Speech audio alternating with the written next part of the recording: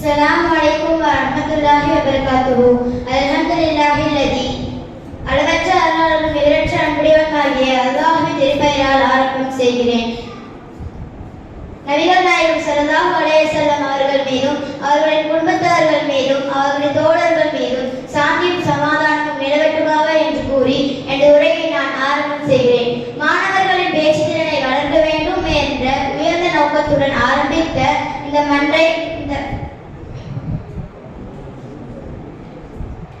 மாணவர்களின் பேச்சு திறனை வளர்க்க வேண்டும் என்ற உயர்ந்த நோக்கத்துடன் ஆரம்பிக்கப்பட்ட இந்த மன்றத்தில் குர்ஆனின் சிறப்புகள் என்ற தலைப்பில் பேச வந்திருக்கிறேன். நம்மை படைத்த இறைவன் ஒவ்வொரு காலகட்டங்களிலும் ஒவ்வொரு நபிமார்கள் மூலமாக ஒவ்வொரு வேதங்களை இறக்கினான்.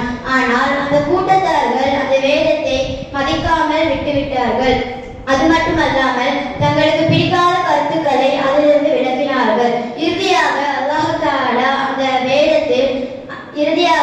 தஆலா நபிகள் நாயகம் ஸல்லல்லாஹு அலைஹி வஸல்லம் அவர்களுக்கு ஒரு வேதத்தை இறக்கினான். அந்த வேதம் தான் இறுதி வேதமாகிய குர்ஆன் ஷரீஃப் ஆகும். இந்த குர்ஆன் ஷரீஃப் இறக்கப்பட்டு 1440 வருடங்கள் ஆகிவிட்டது.